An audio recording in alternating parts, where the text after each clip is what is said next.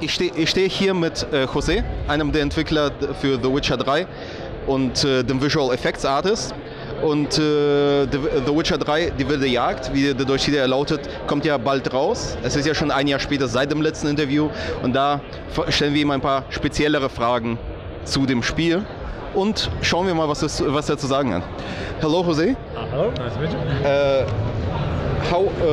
What do you exactly work on in The Witcher 3 as a visual effects artist? Alright, so I'm responsible for, well, pretty much everything you see, like fires, smokes, this kind of environment effects, fog. Sometimes there are little flies and I don't know, leaves falling from the trees, and all the environment and weather effects like rain, clouds, thunderstorms, all these kind of things. I work on those things. Yeah, so basically the whole weather system is your creation. Yes, I'm working together with some of the technical artists. They help to set up the programming side of things, and yes, and I'm working with them on this, yes. Okay, so let me ask you a couple of specific questions we didn't get to ask last year because we had your colleague from the writing staff there, and he couldn't respond to the more technical questions. So, how expensive will the world of The Witcher 3 be? Because as we know with the previous Witcher games, there were very closed-off areas that you could do your quests in, and then it progressed like in a very chapter-like manner. How is it this time? So this time we have a world that is about, we estimate that it is about an 8 by 8 kilometers square size. We say that it's about 35 times the size of the previous Witcher.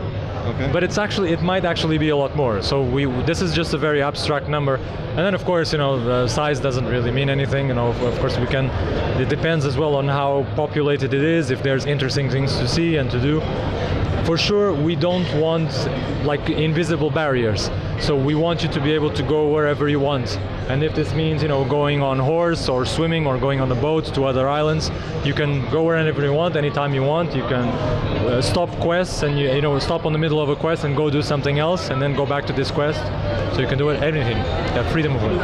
Well, that sounds great, and it's a great improvement towards the previous games because it's the next logical step to have a seamless world.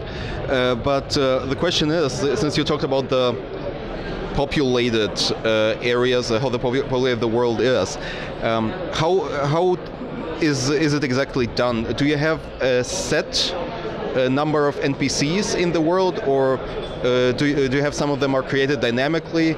How is their behavior? Well, I know that the locations themselves, they are hand placed. So we are doing lots of handmade work. The NPCs, I think it's a mixture of both things. Like some of them are generated around you, and some of them are actually like villagers that you will see. If you go to the same village again, you will find the same people living there. And then of course, depending on the choices that you made during the game, some things might change. Or some village you go back to some village and it's destroyed because of something else that has happened. So you might see the same person again a couple of times if you go back to the same places. In which ways will you be able to interact with the world of The Witcher 3? Wow, there's lots of things. So for example, we give usually this example that obviously there are lots of monsters around, and sometimes these monsters terrorize some villages. So for example, if you go to a village, you talk to the villagers there, they tell you about this monster, and if you go and hunt this monster for them, then they will help you. Maybe will help you later, maybe you can buy things on their shops at special prices, or they will just give you things. So you can interact with in this kind of way. You can obviously, there's a lot of choices. I mean, we have something like 36 different endings of the game, and so pretty much everything that you do has some kind of a consequence. So you have lots of choices, lots of interactions, and everything you do changes something else around the world. So you have to be careful with your choices.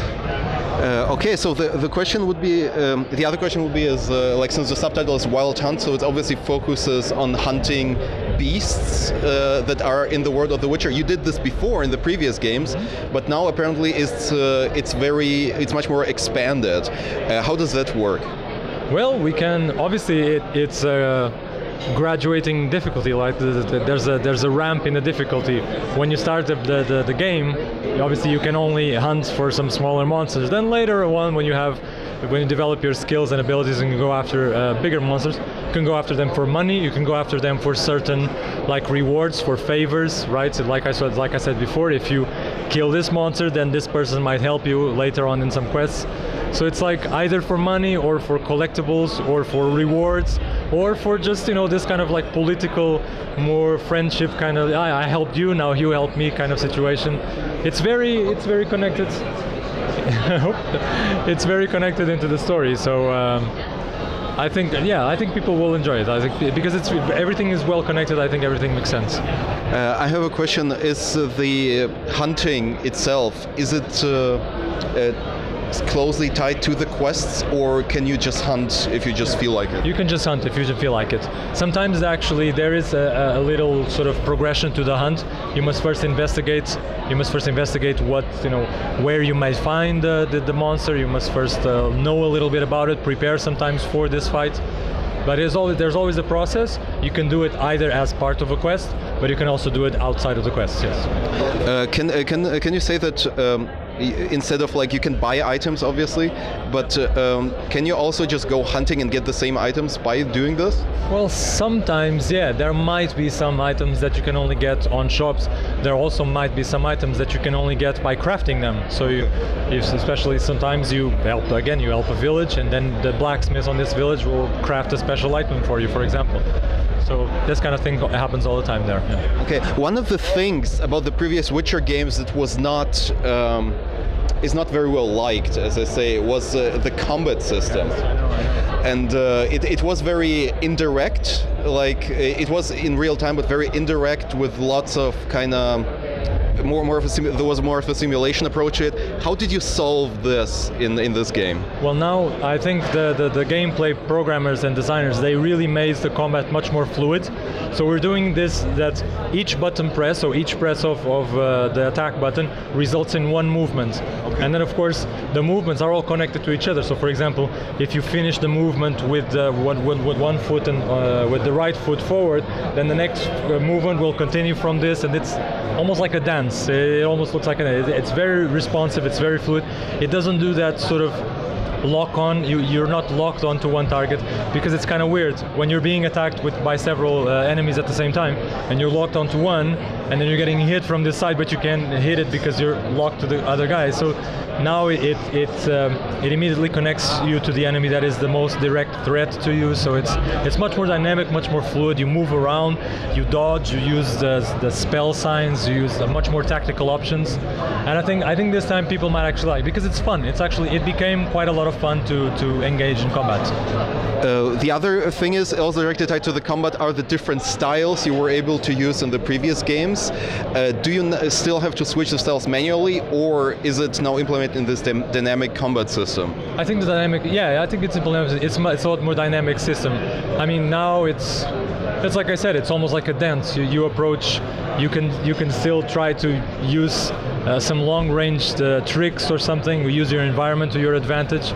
But everything now works a lot more connected and a lot more dynamic. I think people will notice the difference when they are playing, and they will enjoy it. Okay, so there will be like no manual switching, like press X to switch to the long range style or to the group style? No, not at all. I think now everything is connected now. We will have a nice time. Another question is, like you mentioned this about using your environment to your advantage. Yeah. How will you be able to do this? Well, there are lots of things that, for example, I don't know, sometimes there are beehives, and you can, with bees, you can knock down the beehives, and the bees will start flying around, and some of the monsters will get distracted by the bees, and they will attack, and they will be a little bit more vulnerable. You can attack monsters with bees? Well, you can distract them with the bees, so they will become a little bit more vulnerable. And there are also some things which I really like. There is, for example, there is one monster which is called a fogling, and he does something which I think it's quite interesting, because he creates fog around him. So the monster creates a little cloud of fog around him. So when you get close to him, you can't see anything, and he attacks you in the fog. So when you are vulnerable. But if the weather is windy, then he creates this fog, but then the fog just goes away, and he's just there like, well, my strategy totally does not work there. So different enemies have different strategy, have different weaknesses. And of course, then you can learn all about them. We have this, what we call the bestiality. Bestiality. What's the name of this? Bestiary. Yes, bestiary. where you can know all the information about the monsters and how to prepare for them and how to better battle with them. In what way does it work? Do you collect information slowly, or yes, is it as you go along? Yes, as you go along. Actually, this is like you have to find. This is what I was talking about earlier. Sometimes you have to find clues about the monster. You have to find out where he lives, what he's been doing, and then you eventually figure out what it is, and then you can read about the monster, and you can finally find out what's the best way to attack it. So the more you prepare, the easier it becomes to fight against the monster. So technically, you could just balance your difficulty in terms of that. Like if you say, I want to just go full and see what happens. Yeah, exactly. If you prepare beforehand, it will be obviously better for you. I have. There are a lot of questions. I have another question in terms of like you talked about this a little as well earlier, that you can change the world in terms of like, for example, that there is like a destroyed village if you choose differently. Are there other ways besides like making like choices in the story to affect the world? Like for example, could you rebuild the village later on, or That is a big question. Well, maybe if the story then eventually rebuilds the village. Well, I don't know all the endings yet, but I'm sure there are some endings which involve it. We have a crazy amount of possible choices. We have something like 36 endings. It's actually, I think it's even more than 36. But actually, I said this as it was supposed to be like a. Yeah, no. I was gonna say that I was talking with actually a couple of friends of mine from CD Projekt, and I said this kind of as a joke, but it's actually, when you start thinking about it, it's kind of true that somebody in that studio in CD Projekt, somebody, maybe the lead quest designer or the game director, somebody has what is probably one of the most complicated game design documents ever made for a video game. Because it's not that the game is complicated, it's just that there are so many, the way that everything connects with each other and ends up in different settings and in different endings. It's just such a complex amount of information, and the way everything connects and the way everything affects other things. Somebody has a really complicated document on their computer, and I'm sure they can understand it. I probably wouldn't be able to. So the most of the document is the world, how the world of The Witcher actually works. How everything works. Another question, like to The Witcher 3 directly. This is about the end game of the.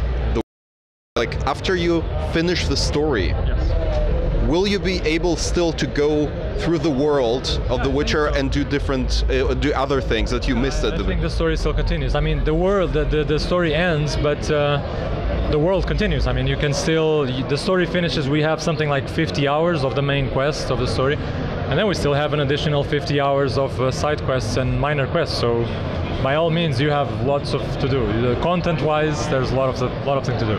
Will there some things be only unlocked when you finish the game? Oh, actually, I don't know. Oh, okay. I don't think so, but no, probably not. Probably not. Maybe, I don't know. There's also this very interesting feature that very few games do, is like The Witcher allows you to import your save data from the previous game. How much of the content is tied to that feature? Like if I import my The Witcher 2 save file, what will happen?